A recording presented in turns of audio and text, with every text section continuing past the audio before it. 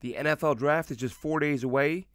The Jets are supposedly angry at Mekhi Becton. And what's happening in the league right before our eyes that could be changing the way the teams approach the draft this year and moving forward. I'm Glenn Naughton with JetNation Radio and JetNation.com. Thanks so much for checking us out, and be sure to log into JetNation.com where you can register and become a part of what is the most active Jets message board on the web. So 4 more days, folks. I'm as tired as the mock drafts as you are. I've seen 50 million of them. Used to do 2 or 3 a year, maximum of 3 for Jet Nation. This year, just doing 1. Did it today, just dropped on the Jet Nation front page. Go ahead and take a look if you want. I'll run through the picks here. Won't go too in depth because, listen, let's face it, there's a million different scenarios. It's been this is one of the more uncertain years in memory as far as I'm concerned in terms of what the team might do, what they could do. It's hard enough to predict as it is. But this top 4, top 10, there are so many guys in that top 10 who have question marks that could fill a need for a team, the Jets or anyone else, but there's this reason, that reason, they may not get taken. So mocks generally have very little value. I mean, in terms of how accurate, whether it's your average Joe Blow fan, your average dopey blogger, or your average NFL insider. Mel Kiper misses on most of his predictions, okay? McShay, all these guys. It's guessing. It's fun. We're fans. We like to predict. We like to envision what our team's roster will look like. We watch players and we like to believe we know who the right guy is. And it's fun. We all got to have a hobby, right? This is one of ours. Letting the Jets drive us crazy, being a little bit optimistic as the draft approaches. So that's kind of where we are right now as Jets fans. But another thing right now among Jets fans is there are still some people who are angry at Mekhi Becton. Now, this has been going on for a while. The latest round of angst directed at Becton, of course, because the team had some voluntary workouts last week, and Mekhi Becton is not present. There were some online who made a big deal out of it, some who dismissed it. I'm in the middle. I'm not even in the middle. I'm leaning more toward not a big deal. Why am I leaning toward not a big deal? It's not a big deal until he shows up to camp not looking the way they hope he will look, not performing the way they hope he'll perform. Mekhi Becton shows up to camp out of shape after skipping voluntaries, and they probably don't let him in the door. But as it stands, Mekhi Becton, from everything we've seen, is working his tail off, trying to get himself into shape. Has a nutritionist, has the personal trainer. He's working with Duke Manyweather as he has in previous seasons. We've heard the updates. Joe Douglas, I think, is being honest. Listen, I say all the time, coaches, GMs, a lot of what they say, take it with a grain of salt. They're just telling, they're only saying publicly what they want you to believe. But he didn't seem upset about the Mekhi Becton thing, and there's reason to believe he's being honest, and there's a couple of reasons. One, he's not hesitated in the past from saying Becton's got to get himself in better shape. So they haven't really coddled Mekhi in a way that would make you think they're going to lie and cover up if they're unhappy he's here. They don't have to trash him publicly. But look, Joe Douglas could come out and simply say, this isn't ideal. We're not thrilled. But he didn't say that. He said Mekhi's got a plan. Mekhi's back home in Texas. He's working out and expecting a baby. So listen, I get that you want him there. And, I saw people, why does Connor McGovern get a free pass from the fans, but Mekhi Becton doesn't? Probably because Connor McGovern is at a different point in his career right now. He's a veteran guy who's proven he can play at least a good, he's not an elite player, but he's a better than average player, and he's going to play at that level. He's going to stay healthy. There are no questions. The questions are with Mekhi Becton, but I think he's answering those. I think he's putting in the work. I have no doubt he's going to come in much lighter than he left the season. Now, moving forward, does he stay healthy? Are there more injuries? We don't know. But as far as right now, today, as of what's happening now, I don't get the reason to be upset. He's putting in the work. He's with the nutritionist. He's with the trainer. Wife is expecting a baby. Non-issue. It becomes an issue if and when he shows up out of shape, not ready to go. Then all bets are off. But I still am in the camp that believes Mekhi Becton's going to get his act together and he's going to be a dominant football player. So I'm not worried about it. A lot of people are. A lot of people are just looking for stuff to be upset about, whatever it may be. But that kind of brings me to the next thing, and I don't often plug a lot of other podcasts using our show because there's a million of them. I listen to millions of podcasts, and most of them football related, and a lot of Jets related stuff. But Bob Wischusen, voice of the New York Jets, and Greg Cosell of ESPN. This isn't a paid plug. I'm just saying they do a great job. They do tape heads. They've decided to do a draft season version where their focus is primarily on how the draft unfolds. Greg Cosell's been watching video for ESPN for about 30, 40 years, however long it is. They get great guests on. They had Greg McElroy this week, former Jets quarterback, current analyst for college football. Played at Alabama, so he knows the big-time game. He watches every week. Mike Tannenbaum was on. He did a great job. They had an SEC scout on a couple weeks ago. And you get some really interesting nuggets. But one topic that came up, and it was an important one in my mind because it's kind of a thought I've been having probably the last couple months with the current draft, the current, evaluating players and what risks are you willing to take on a player. And, everyone knows about the Cam Akers story last year. Major injury. Normally a year plus rehab. He was back in 8 months playing, not practicing, on the field, playing, and looking like himself. So as modern medicine has evolved, as player recovery times have reduced, is it time to maybe say that, whereas in the past, I've always been in the camp, don't use first round picks on guys with injuries. There are enough question marks as it is. If a guy's got a major injury, take him off your board. Is that still the case? Should that be the case? I'm looking at Jameson Williams, and I'm seeing he's already ahead of schedule in his rehab, and they're estimating he'll miss less than half a season this upcoming year. Do you pass on an elite talent like Jameson Williams because he's going to miss his first 7 or 8 games, and then for all we know could be fine after that? He could get re-injured. And listen, there's no better example right now, because I've said this before. I don't hold it against the GM when he drafts a guy who's got no injury history if that guy goes out and gets injured. You can't hold it against the GM.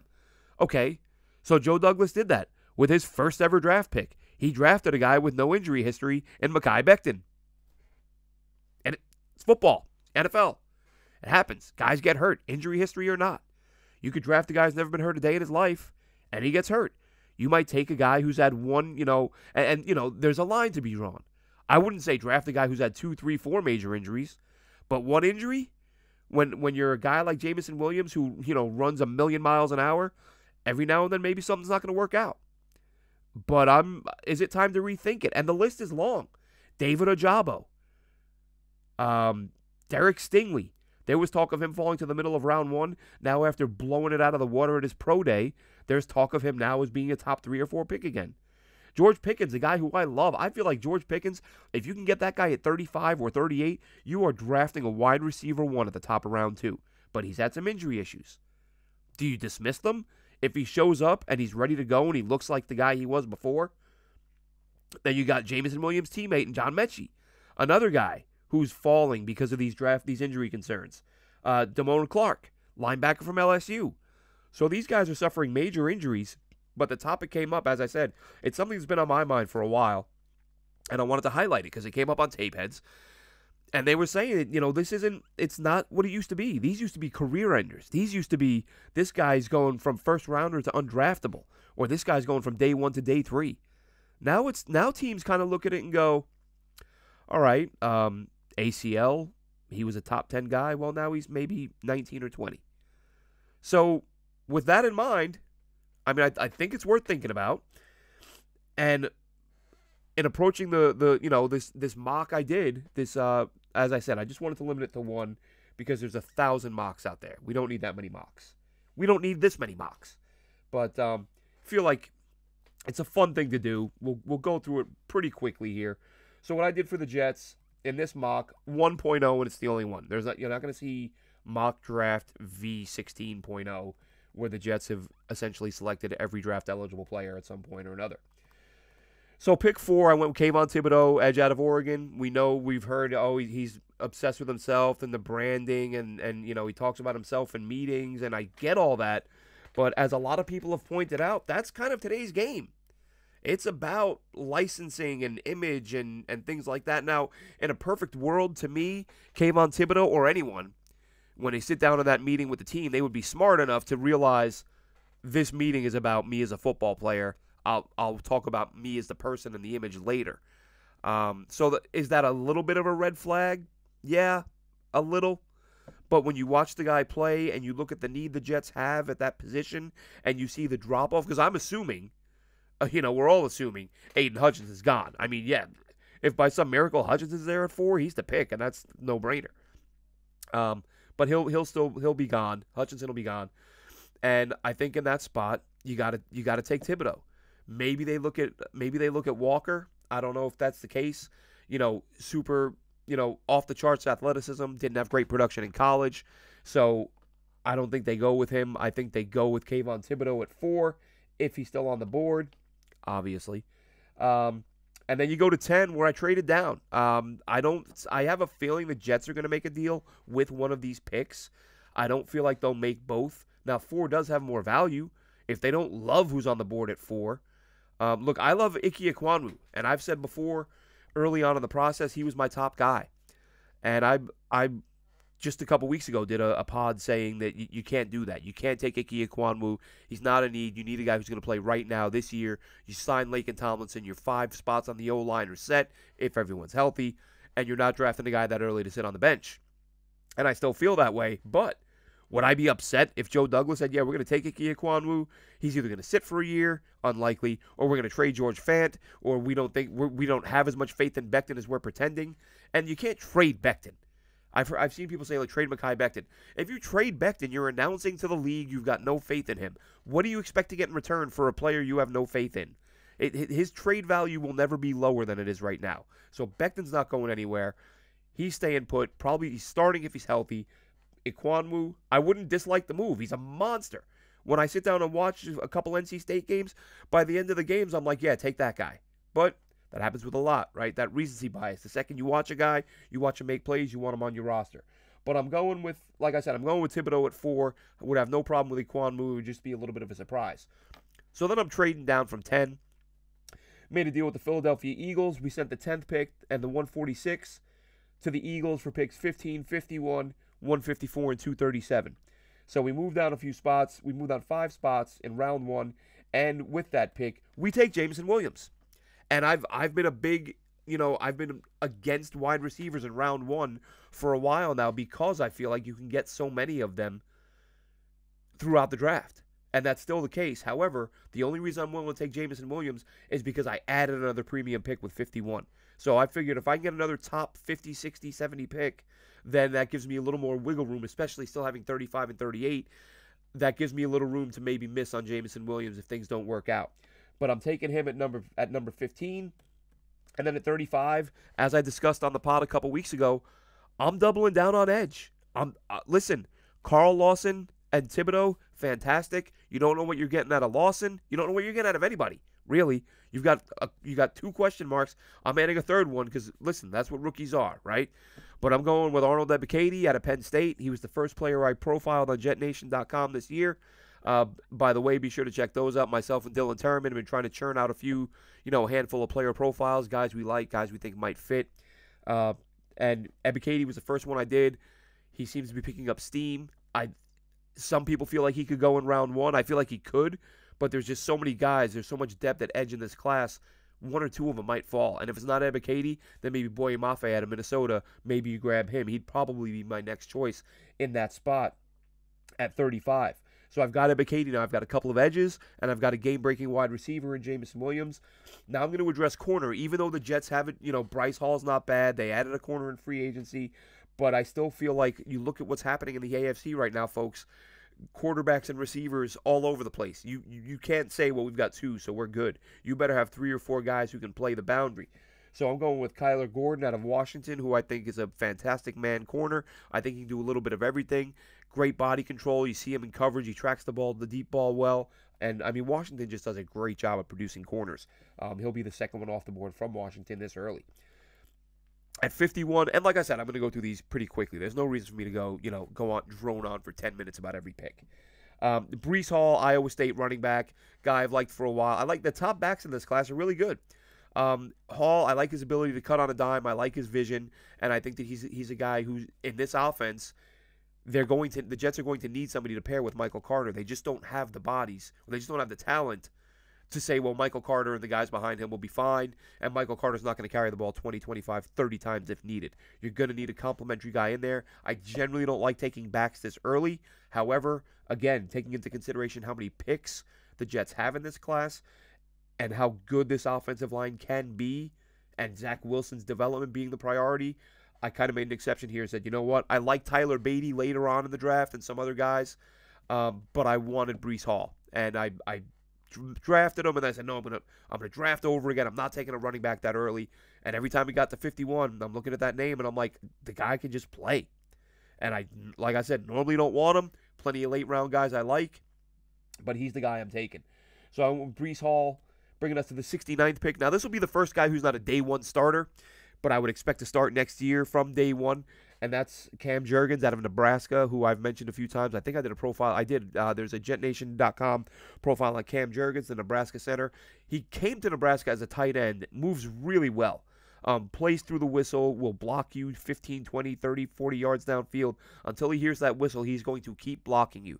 He gets outside really well, great in the screen game, great on stretch plays. And I think I mentioned Daniel Jeremiah mentioned him as a possible guy who could leapfrog Tyler Linderbaum in round one. I don't see that happening. I think that was a case of that was the segment they were doing, so he just picked the next best guy. I think Linderbaum still goes first, but I think Jorgensen is going to be there a little bit later on, and he's your day one starter at center next year when McGovern turns 29. After that, 111, the 111th pick, I'm going with Jesse Lucetta, linebacker out of Penn State. And while he's listed as a linebacker, if you watch enough Penn State, you'll see him lined up at end. You'll see him lined up at outside linebacker. You'll see him lined up at middle linebacker in a pinch. And really, in every spot I saw him in, he looked comfortable. He looked really good, high motor, smart guy. And I feel like he's a guy who really fits what Robert Saleh would want to do. Robert Saleh, any defensive guy, wants a player that you can put in a variety of positions and not have to take him off the field in certain spots or just keep offenses guessing. And I think Jesse Lucetta is that kind of guy. The next pick, 117th overall, JoJo Doman, another Nebraska player. Glenn, why two linebackers in a row? That's a little bit excessive. Not really. Doman and Lucetta, two different players. Doman converted safety. Now, this wouldn't be the Jets converting a safety to linebacker. That's already been done. Nebraska moved Doman from safety to linebacker. Looks great in coverage.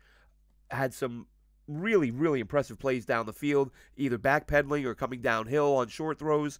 And Doman, just a bright player, knows where to be, always finds himself in the right spot. Not little bit of questions with his length, I'd say. If nothing else, you like him to have his arms to be a little bit longer. Seen a couple ball carriers slip away from him. But listen, this is the draft. If we're not going to pick any player who isn't perfect, then you're just not going to pick anybody. So Doman, not a perfect player, but he would really serve this defense well. 154, James Mitchell out of Virginia Tech. I've mentioned him on previous shows. He's a guy who missed a lot of this year. I believe he only played 2 games because of a knee injury.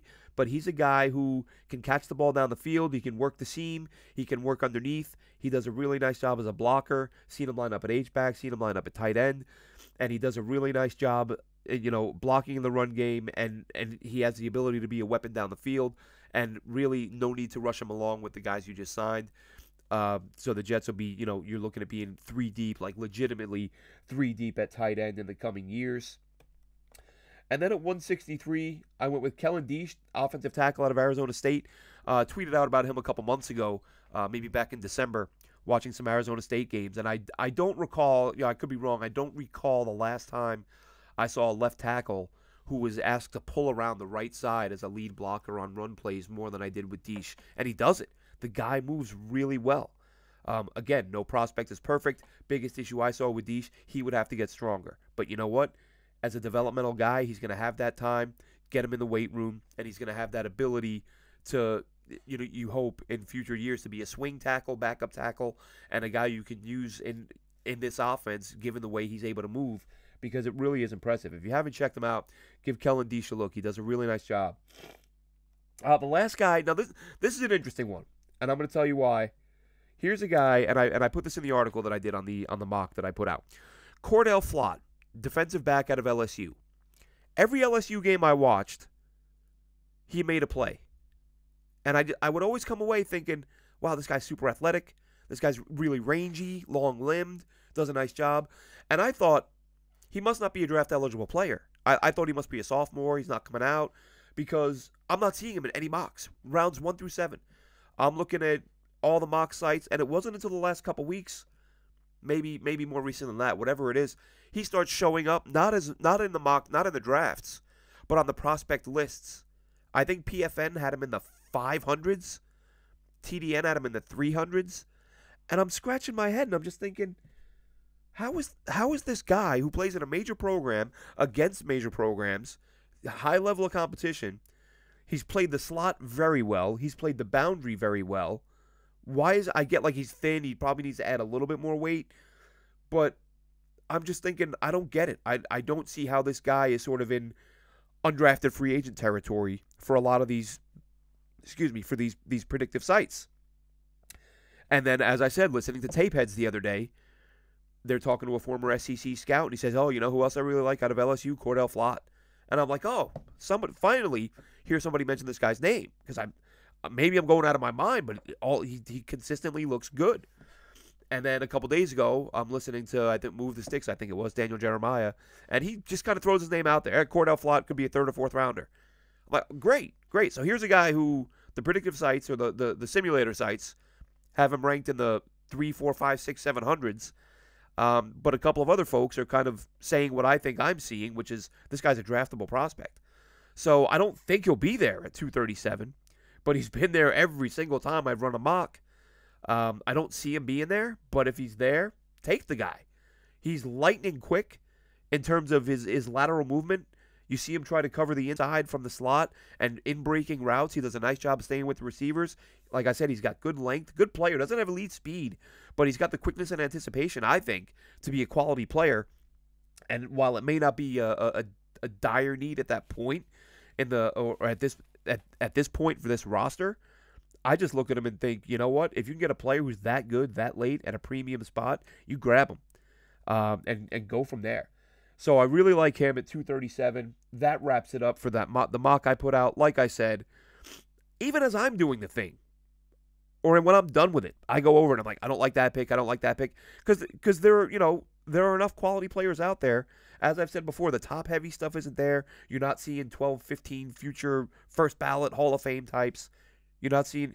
But in those middle rounds, the linebackers, the tight ends, the receivers, I'd be happy to take a ton of those guys in a million different spots. So look, I'm going to throw a mock out there. This is what I would do if this is the board. If the board fell this way. But really, I don't see why the Jets, with the number of picks they have, why you wouldn't move down, add some mid-round talent, because there are some good players in this draft. As I said, you'll probably be able to get a couple quality edge rushers if you want. Wide receivers, Josh Johnson out of Tulsa is a guy I was watching the other day. Looks fantastic. He's another guy who's sort of in the UDFA territory. I almost took him in that spot where I went with Cordell Flett instead, thinking, okay, developmental receiver. So there's some talent out there. Guys are going to get the job done. It's going to be interesting, but it will be a lot more interesting if the New York Jets have to cover this before we go, if they make a play for Deebo Samuel. Now, Deebo Samuel, as you know by now, wants out of San Francisco. And I apologize for this damn congestion. This is my second cold in like a month. So Deebo Samuel, 1,400 yards receiving last year, had a few hundred yards as a running back, and that's really what made him so valuable, was that dual threat. Well, now he says he doesn't want to be a running back. He wants to exclusively play wide receiver, but that still gives you a guy who might be a 14 or 15 or 1,600 yard guy. The problem, well, do you want to give up a premium pick for a guy who's going to want, I don't know how much he's going to want, $25 million, $30 million? I thought I read he wanted to be the highest paid guy. If I'm Joe Douglas, I make an offer. I don't know if I offer pick 10 to pay $25 million. It kind of goes against what I would, Joe Douglas has been very methodical with this and giving up that many assets for a receiver. I can't say I would dislike it because Samuel is so talented, but I'd be surprised. And I'd feel like that would have to work out. You put that many resources into one guy, you can't have a letdown. And there's really no reason to believe you would. So adding Deebo to this offense would be great. It'd be a whole lot of fun. But the thing that interests me is how this will affect the game moving forward. And what I mean by that is, We see what happened with Tyreek Hill. We saw what happened, or what's happening with Deebo Samuel. We have the A.J. Brown situation, the DK Metcalf situation.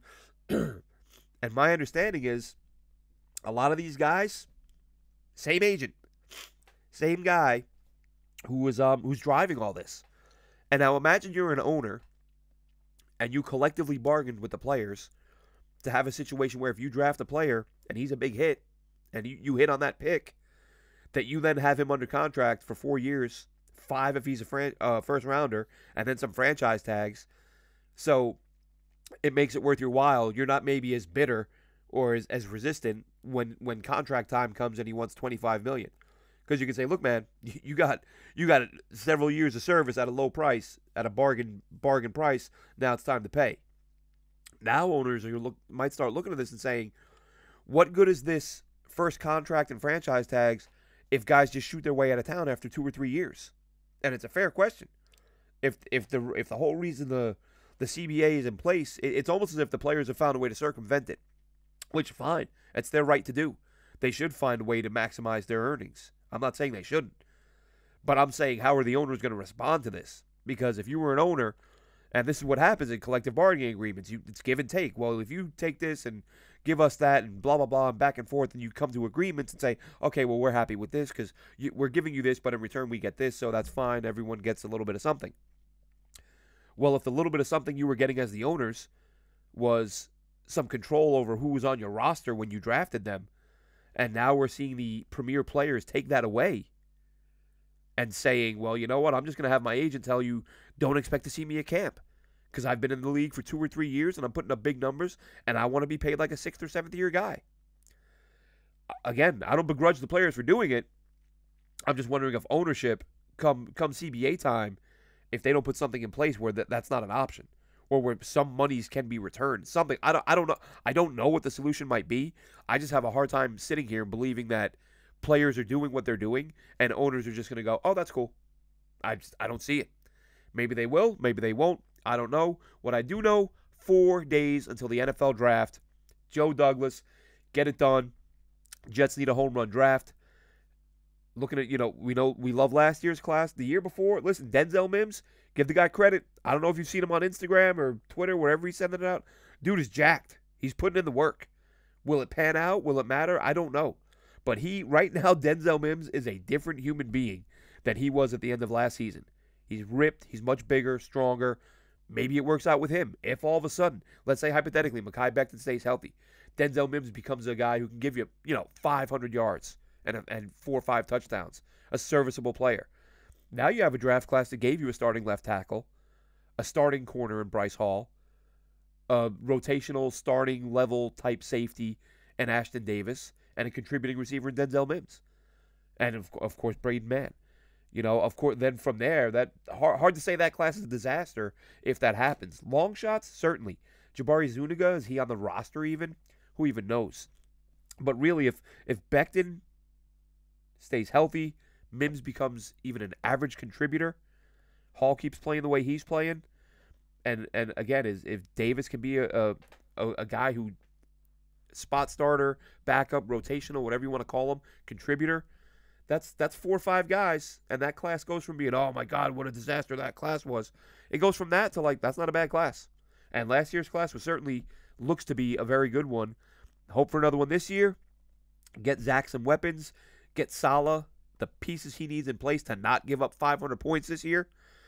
And get this thing turned around. That'll do it for me this time, Jets fans. And we will catch you, I'd imagine, put something out draft night, responding on night 1. Probably do a recap every day. Jets and other team surprises, because there are always some come draft time. So that'll do it for us. Take care, Jets fans.